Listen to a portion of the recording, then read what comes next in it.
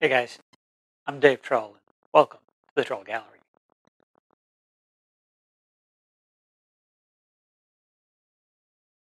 I was so busy with client work before the holidays, I didn't get to building all the Christmas gifts on my list. I even wrapped a couple blank pieces of wood, gave them to my girlfriend, and told her that the build would be coming soon. I recently watched a video by Tamar over at 3x3 Custom, and she was building trivets, and I thought they were pretty cool. I'll add a link to that below. This is my take on her trivets done in walnut and maple. Let's take a look and see how that went. First step in the process is to rip the stock to width. In my case, I started with a piece of maple and walnut, both 3/4 of an inch thick. I love this combination of dark and light woods, and I think they just look great together. Both pieces were ripped to 5.5 inches at the table saw.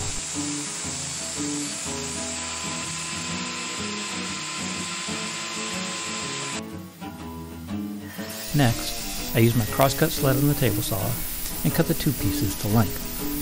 First squaring one end of each piece, then adding my ancient and slightly huge stop block and cutting both pieces to length. I chose 8¼ inches for this design.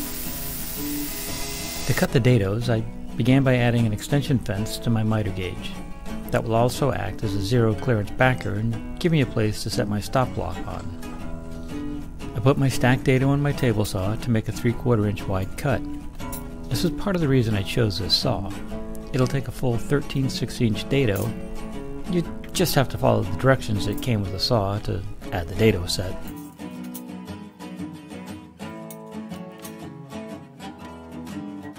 I then adjusted my blade so it was 3/8 of an inch high, and I'm ready to go. Because my design is symmetrical, I was able to cut a dado on one end of the maple board and then flip it over for a second cut. I made all my layouts on the maple because it's just easy to see there.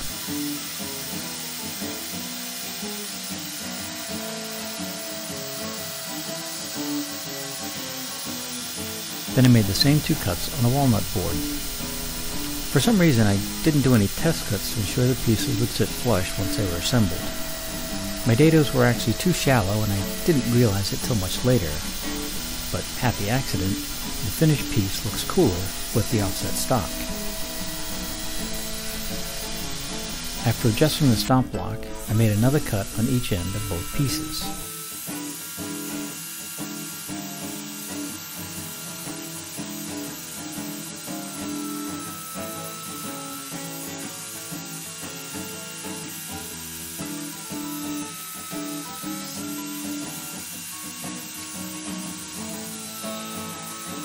One last adjustment, and I made the center dado on the parts.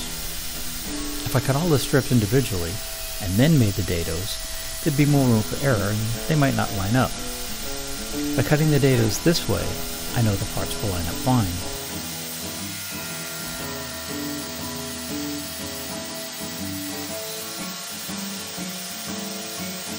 After switching back to a rip blade on my table saw, I set the fence to 7/8 of an inch, and rip down the stock into 5 strips of each material.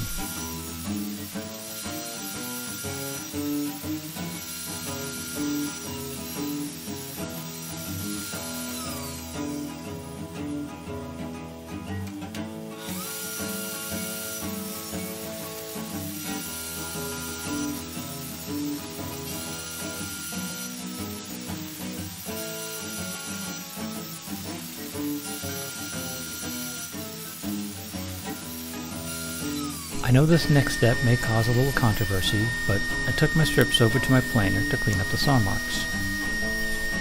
Many people say not to run anything shorter than 12 inches through your planer, but I took a light pass and everything came out fine.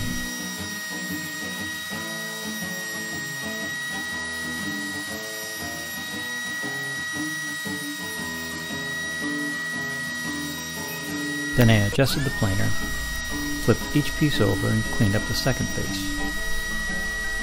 In the old days when I had my drum sander, I would have used that because it works better on shorter stock, but my planer worked fine and it'll have to do until I get a new drum sander. I tested the fit and was happy to see that the pieces were just oversized and they would fit with a little pressure. And that's what I was shooting for, because when I sand them, they should fit together perfectly. Did I mention sanding? It's time for sanding. And I sanded all the faces of all 10 pieces.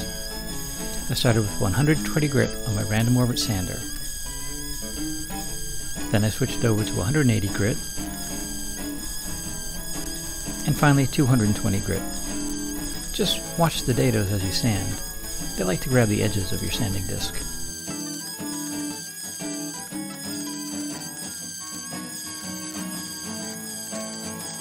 Once everything was cleaned up, it was time for a dry fit.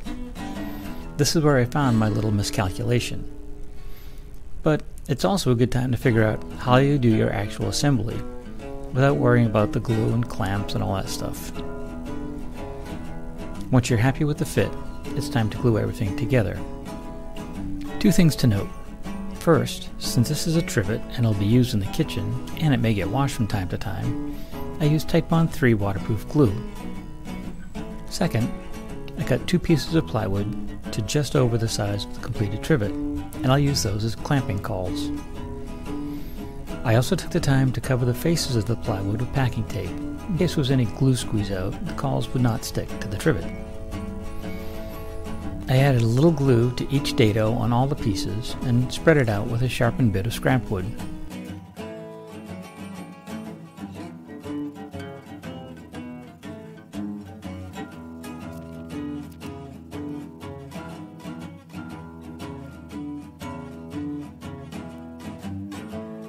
Once all the glue was spread, it was time to put this puzzle together. Once the first strip of walnut was in place, it held the maple strips in line, so the rest of the walnut strips went in a bit easier.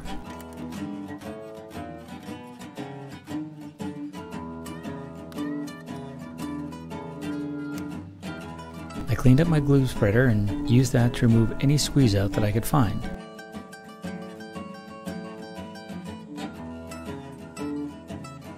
Then I placed the trivet between the plywood cauls and clamped them together.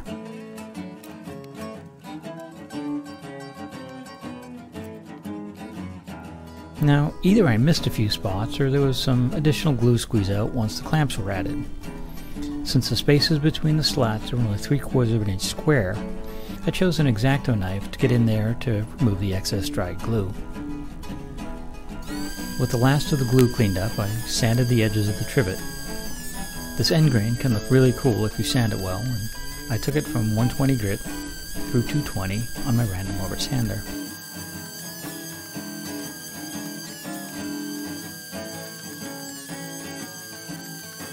After cleaning off all the sanding dust, it was time for finishing. I chose to use a mineral oil finish that I bought to take care of our cutting boards. It's easy to use and maintain, and I'll add a link for that below.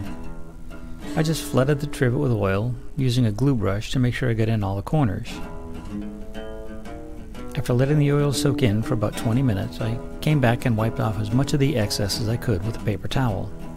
Then I let it sit overnight and repeated the process 2 more times.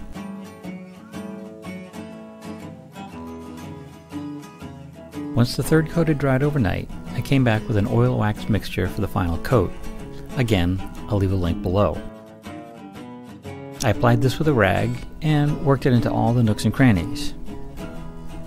Once the piece was covered, I let it sit like before for about 20 minutes.